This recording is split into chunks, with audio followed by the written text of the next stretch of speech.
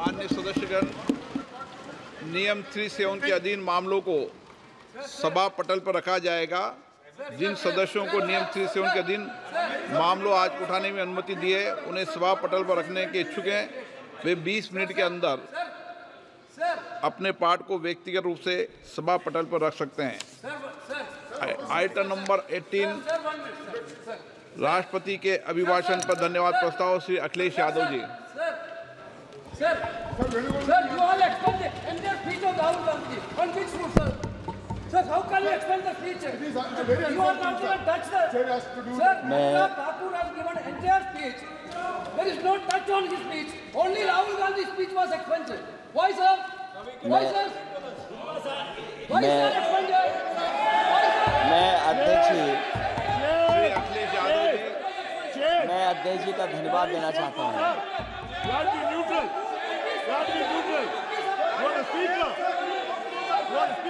अध्यक्ष महोदय,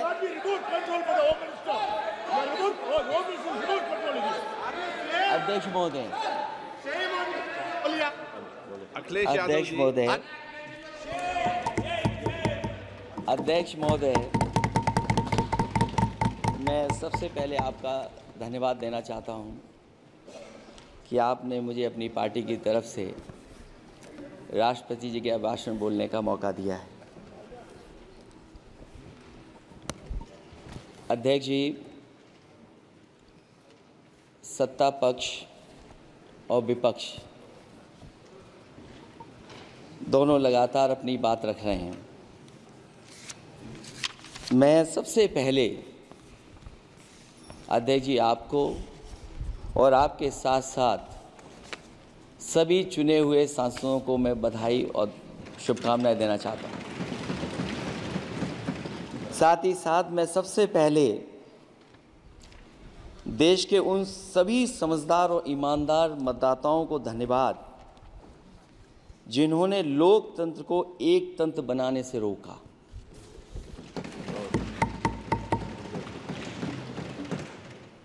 चुनाव के समय पर अध्यक्ष जी ऐसा कहा गया कि 400 पार। मैं समझदार जनता को फिर एक बार धन्यवाद दूंगा और मैं कुछ कहना चाहता हूं कि आवाम ने तोड़ दिया हुकूमत का गुरूर, दरबार तो लगा है पड़ा गमगीन में बेनूर है पर। अध्यक्ष महोदय, दरबार तो लगा है पर बड़ा गमगीन बेनूर है और पहली बार ऐसा लग रहा है हारी हुई सरकार विराजमान है। जनता कह रही है चलने वाली नहीं सरकार। अध्यक्ष महोदय, जनता कह रही है चलने वाली नहीं, ये गिरने वाली सरकार है। और क्योंकि ऊपर से जुड़ा कोई तार नहीं, नीचे कोई आधार नहीं, अधर में जो है अटकी हुई वो तो कोई सरकार नहीं। दरअसल पूरा इंडिया समझ गया है कि इंडिया ही प्रो इंडिया है। इस चुनाव में इंडिया अलायंस की नैतिक जीत हुई है। ये पीडीए इंडिया की सकारात्मक राजनीति, पॉलिटिक्स जो पॉजिटिव है, पॉजिटिव पॉलिटिक्स की जीत हुई है। ये इंडिया पीडीए की सोशल जस्टिस मुहिम की विक्ट्री है। 2024 का परिणाम हम इंडिया वालों के लिए जिम्मेदारी से भरा पैगाम भी है। और अगर हम यूँ कहें अध्यक्ष महोदय कि 15 अगस्त 1947 अगर उपनिवेशिक राजनीति से आज़ादी का दिन था तो 4 जून 2024 देश के लिए सांप्रदायिक राजनीति से आज़ादी का दिन रहा। ये सांप्रदायिक राजनीति के अंत और सामुदायिक राजनीति की शुरुआत है। जहां सांप्रदायिक राजनीति का अंत हुआ है, वहीं सामुदायिक राजनीति की शुरुआत हुई है। सबसे अच्छी बात हुई ये है कि इस चुनाव में सांप्रदायिक राजनीति की हमेशा के लिए हार हो गई है। अध्यक्ष महोदय, कहने को सरकार ये कहती है कि ये 5th लार्जेस्ट इकोनॉमी बन गई है और जीडीपी के मामले में 5th वर्ल्ड की इकोनॉमी बन गई है। लेकिन अध्यक्ष महोदय, ये सरकार क्यों छिपाती है कि अगर ये हमारी सबसे लार्जेस्ट इकोनॉमी, अगर हम 5वें नंबर पर हैं, तो हमारे देश की पर कैपिटा इनकम, प्रति व्यक्ति आय हमारे किस स्थान पर पहुंची है। और हम लोगों ने तो अध्यक्ष महोदय देखा है कि अगर दिल्ली की सरकार ने कहा होगा कि $5 ट्रिलियन की इकोनॉमी बनेगी, तो जहां से प्रधानमंत्री जी चुन करके आते हैं, वहाँ का प्रदेश के सरकार भी कह रहे कि हम $1 ट्रिलियन इकोनॉमी बना लेंगे। देश की इकोनॉमी कहाँ पहुँच गई, पर कैपिटा इनकम क्या है। लेकिन अगर उत्तर प्रदेश की इकोनॉमी को अगर $1 ट्रिलियन की इकोनॉमी बनना है तो कम से कम 35% की ग्रोथ चाहिए। मुझे नहीं लगता है कि 35% की ग्रोथ उत्तर प्रदेश पा पाएगा। हम हंगर इंडेक्स में कहाँ खड़े हैं, नीचे से कहाँ हैं। जो 5th लार्जेस्ट इकोनॉमी की बात कर रहे हैं, वो इनइक्वालिटी के पैरामीटर पे कहाँ खड़े हैं, वो हैप्पीनेस इंडेक्स में कहाँ खड़े हैं। और जो लोग चुनाव को अपने तरीके से मोड़ते हैं, मैं उन्हें कहना चाहता हूं कि अध्यक्ष महोदय, इस चुनाव के परिणाम ने तोड़ने वाली राजनीति को तोड़ दिया है और जोड़ने वाली राजनीति की जीत हुई है। इस चुनाव में धन छल बल की नकारात्मक राजनीति की शिकस्त हुई है। ये चुनाव जो देश का हुआ, ये सकारात्मक राजनीति का नया दौर शुरू हुआ है। इस बार प्रो कॉन्स्टिट्यूशन वालों की जीत हुई है। हम मानते हैं संविधान ही संजीवनी है, उसी की जीत हुई है। ये संविधान मंथन में संविधान रक्षकों की जीत हुई है। अब ऊपर से नीचे की राजनीति का अंत हो गया है। अब नीचे से जो समाज की जो आवाज़ उठेगी, वही राजनीति का आधार बनेगी। मैं कहना चाहता हूं कि देश किसी की व्यक्तिगत महत्वाकांक्षा से नहीं, जन आकांक्षा से चलेगा। मतलब अब मनमर्जी नहीं, जनमर्जी चलेगी। इस चुनाव का बड़ा पैगाम यही है।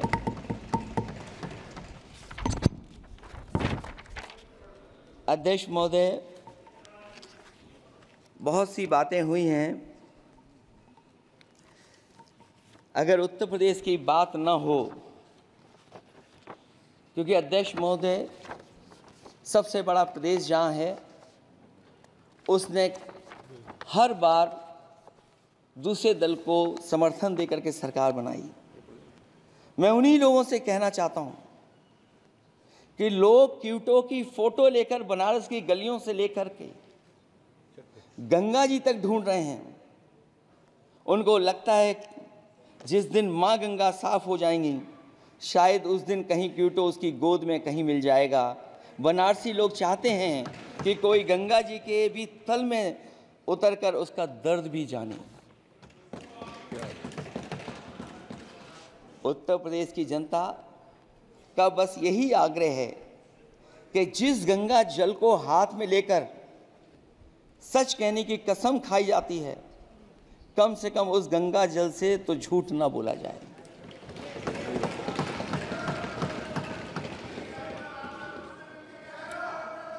जहां विकास के नाम पर खरबों रुपए की लूट का राज खोलते भ्रष्टाचार के गड्ढे प्रदेश का नाम खराब कर रहे हैं, वहीं पहली बारिश में ही टपकती हुई छत और गिर चुकी स्टेशन की दीवार बेईमानी की निशानी बन गई है। अध्यक्ष महोदय, विकास का ढिढोरा पीटने वाले इस विनाश की जिम्मेदारी कब लेंगे? और रही सच्चे विकास की बात, तो हमने जो सड़क बनाई उस पर हवाई जहाज उतरे थे, और उत्तर प्रदेश की मुख्य नगरी में सड़कों पर नाव उतरी हैं और अभी बारिश और हो जाएगी तो नाव से भी चलना पड़ेगा। यही स्मार्ट सिटी के जुमले का भी हाल है। न तो जाम से छुटकारा मिला, न बुनियादी सुविधाओं से कोई निजात मिली, न कोई बुनियादी सुविधाएं मिल पाई हैं।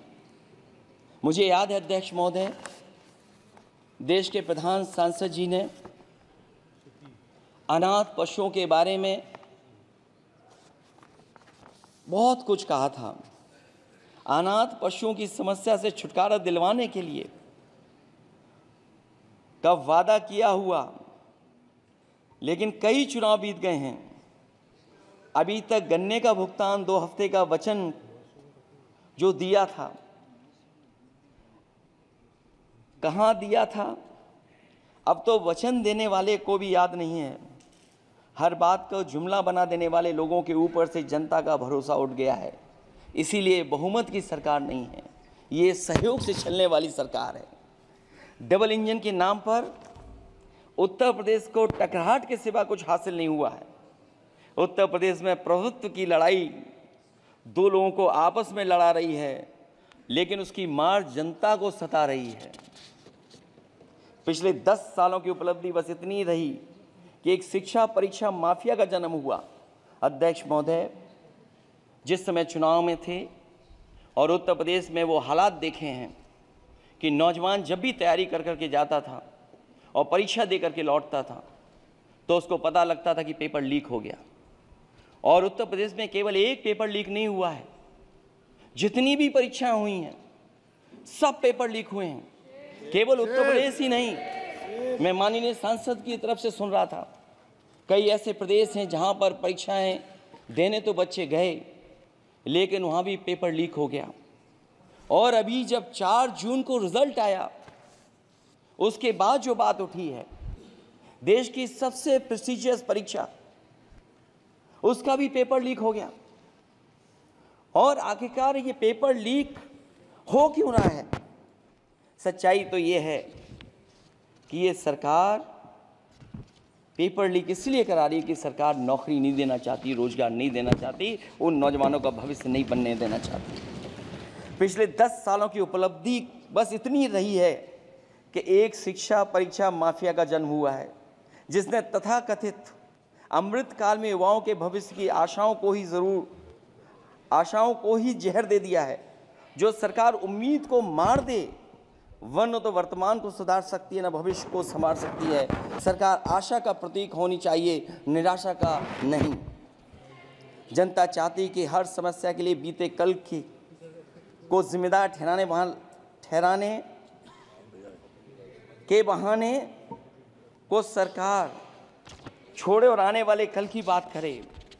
अगले 1000 साल के झूठे सपने दिखाने वाले अगले महीने होने वाली परीक्षाओं के लीक न होने की गारंटी कब लेंगे? जनता अब न तो किसी बहकावे में आएगी और न किसी के बहलावे फुसलावे में आएगी। जो लोग कहते हैं कि अमृत काल की बात करने वाले, जनता का जागरण काल आ गया है। आज इस सदन में नए राजनीतिक जागरण के अनेक प्रतिनिधि बैठे हैं।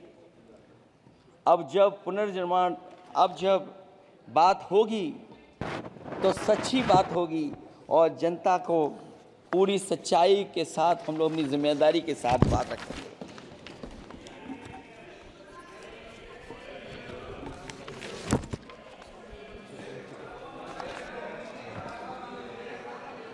अध्यक्ष महोदय,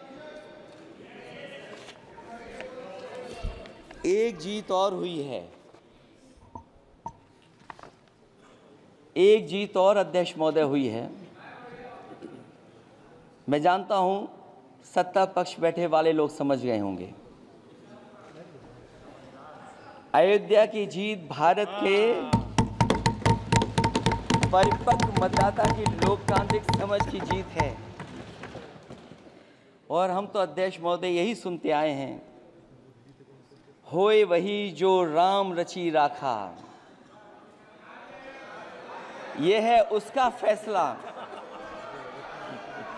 अध्यक्ष महोदय, होई वही जो राम रची राखा, यह है उसका फैसला जिसकी लाठी में नहीं होती आवाज। जो करते थे किसी को लाने का दावा, वो हैं खुद किसी के सहारे के लाचार।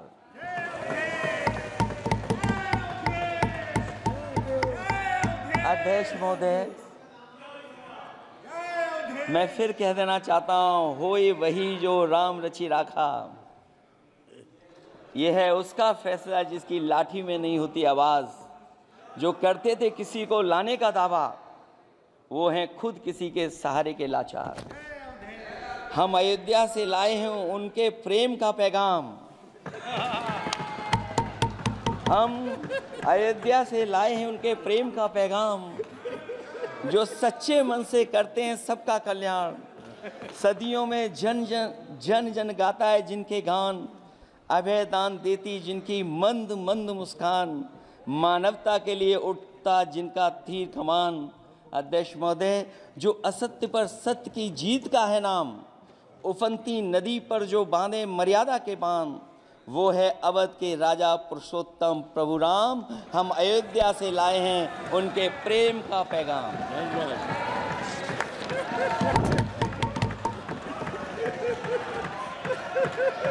अध्यक्ष महोदय,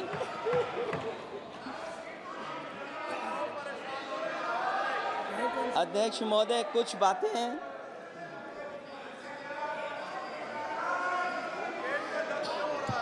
अध्यक्ष महोदय, कुछ बातें समय और काल से परे होती हैं,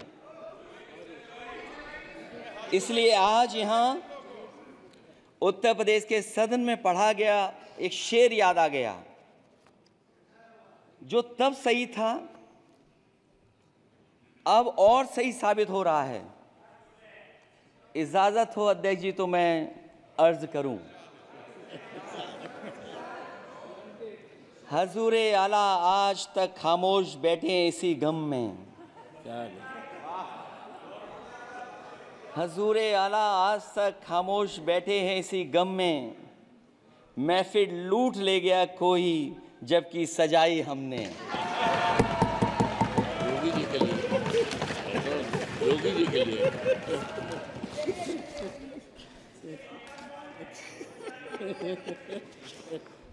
अध्यक्ष महोदय,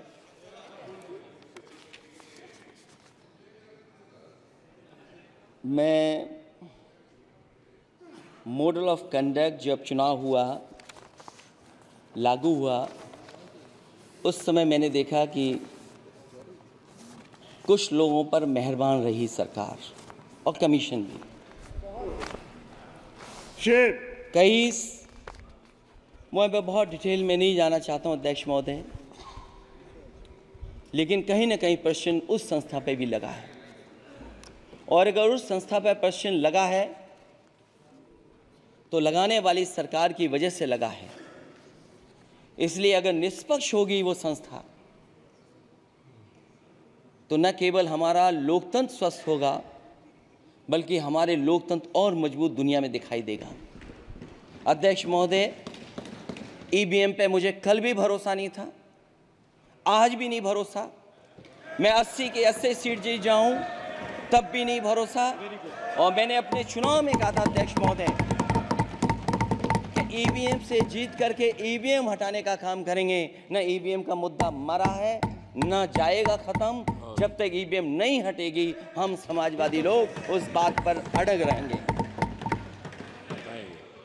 उत्तर प्रदेश अध्यक्ष महोदय वो प्रदेश है जिसने सरकार बीजेपी की बनवाई, एक बार नहीं 2 बार बनवाई, और उसी उत्तर प्रदेश के साथ कितना बड़ा भेदभाव, उत्तर प्रदेश के साथ बड़ा भेदभाव। मुझे याद है वो दिन जब प्रधानमंत्री जी एयरफोर्स के सबसे भारी वाहन हवाई जहाज से उतरे थे सड़क पर। वो अलग बात है कि उस प्रदेश के मुख्यमंत्री उनके साथ नहीं बैठ पाए थे, लेकिन वो एक्सप्रेस वे जो बना था और आज भी जो उत्तर प्रदेश में बन रहे हैं वो उत्तर प्रदेश के बजट से बन रहे हैं। लेकिन दिल्ली की तरफ से कोई एक्सप्रेस वे अभी नहीं दिया गया है। न केवल इंफ्रास्ट्रक्चर में भेदभाव हुआ है, बल्कि हमें याद है कि प्रधानमंत्री जी ने बड़े पैमाने पे गांव गोद लिए थे। और सोचिए, अगर देश के प्रधान सांसद अगर किसी गांव को गोद ले लें और उस गांव की तस्वीर न बदले, तो शायद मैं नहीं समझता हूं कि किसी गांव की तस्वीर 10 साल में बदली होगी। मुझे वो गांव जिसको उन्होंने गोद लिया, जो प्रधानमंत्री जी की आदर्श योजना थी उसके तहत जो गोद लिया गया था गांव, वो 5 वर्ष पहले खूब शोर हुआ था कि बनारस शहर की तरह डोमरी में चमचमाने लगेगा एक गांव। हकीकत में कुछ नहीं हुआ। उसकी दुर्दशा वैसी की वैसी है, जैसे था गांव वैसा ही का वैसा है। टूटी सड़कें, कच्ची पगडंडियां, उखड़े और टूटे हुए ईंट के खंजे, बदहाल हैंडपंप, पावरलूम और पंखे के जाली के कारखाने को आखिर कब तक रफ्तार मिलेगी जो उस गांव में काम होता था, लोग करते थे।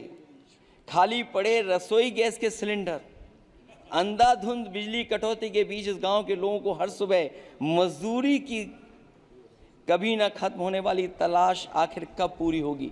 तो सोचिए, एक गांव की तस्वीर ये है, जो गांव कभी गोद लिया गया था उस गांव की भी तस्वीर नहीं सुधर पाई है।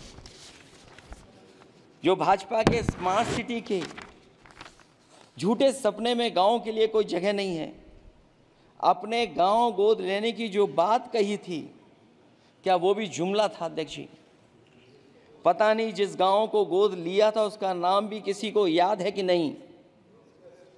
मैं नाम पूछ करके किसी को शर्मिंदा नहीं करूंगा, क्योंकि अगर नाम याद है तो ये तो और भी बुरी बात है कि अपने नाम याद रखने के बावजूद भी कुछ नहीं किया।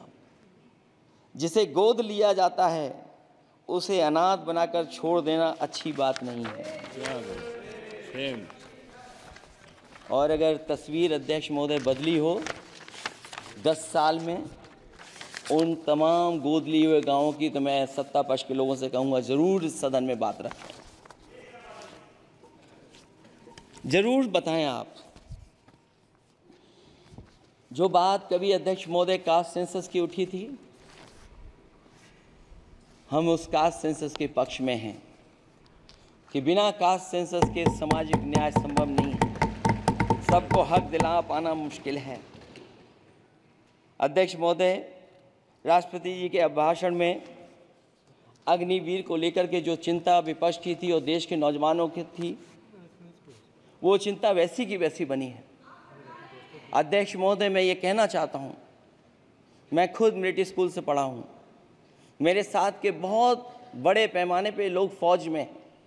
मैंने समय समय पे जो मेरे साथ पढ़े जो सीनियर थे उनसे भी जानकारी हासिल की है। बड़े बड़े ऑफिसर से मैंने पूछा है, वो शायद आपको न बता पाएँ, लेकिन दबी जुबान में उन्होंने कहा है कि देश की सुरक्षा के साथ अग्निवीर जैसी व्यवस्था लागू करने से समझौता हो रहा है। अध्यक्ष महोदय, किसी भी देश की सबसे बड़ी प्राथमिकता अगर कोई है तो वो देश की सीमाओं की सुरक्षा है। अग्निवीर जैसी व्यवस्था से कभी संभव नहीं है। अध्यक्ष महोदय, हम अग्निवीर व्यवस्था को कभी स्वीकार नहीं कर सकते हैं। आज नहीं कल, कल नहीं बाद में, जब कभी भी सत्ता में इंडिया गठबंधन आएगा, अग्निवीर व्यवस्था हमेशा हमेशा के लिए खत्म हो जाएगी।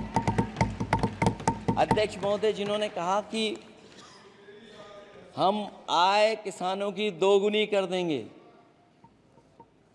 आज किसान पूरा देश का देख रहा है कि उसकी आय कहाँ दोगुनी हो गई। और जिस तरह महंगाई बढ़ी है, सरकार बताए कि महंगाई इस बढ़ने पे उसकी आय कितनी होनी चाहिए।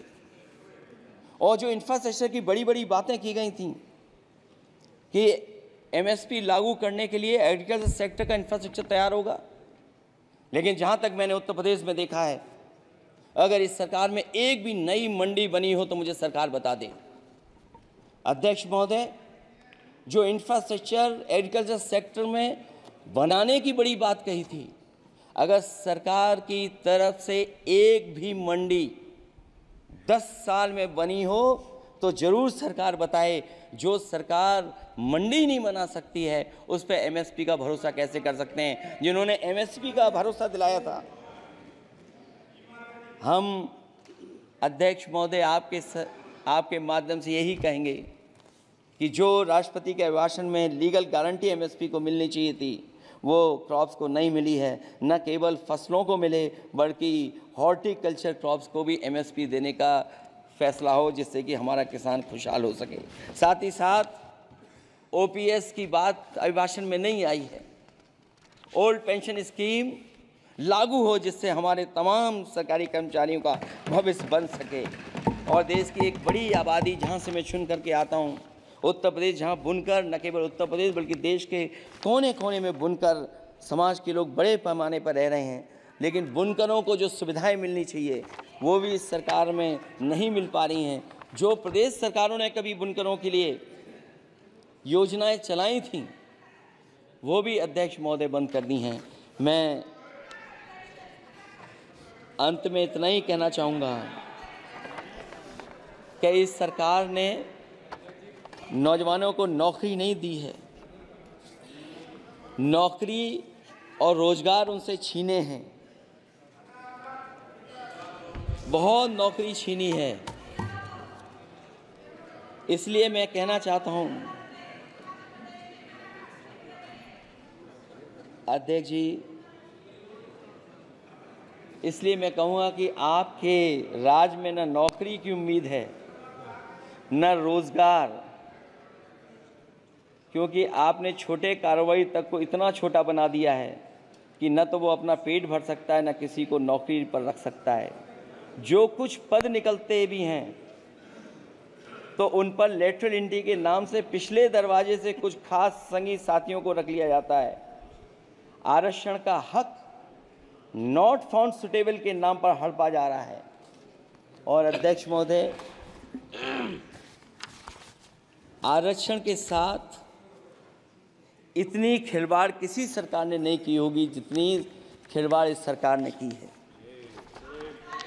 जहां सरकारी नौकरियां नहीं दी जा रही हैं, और सरकारी नौकरियां इसलिए नहीं दी जा रही हैं क्योंकि उन्हें आरक्षण देना पड़ेगा। जिस प्रदेश से मैं आता हूं वहाँ सबसे बड़े पैमाने पे नौजवान बेरोजगार है। और पिछले 10 साल में जो पेपर उन्होंने लीक कराए हैं वो इसीलिए कराए हैं क्योंकि नौकरी ना देनी पड़े, और अगर नौकरी देनी पड़ेगी तो उन्हें आरक्षण भी देना पड़ेगा। ये जानबूझ करके सरकार नौकरी और आरक्षण के साथ खिलवाड़ कर रही है।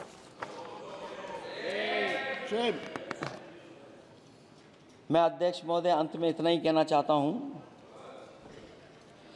आशा है ये सरकार तब तक चलेगी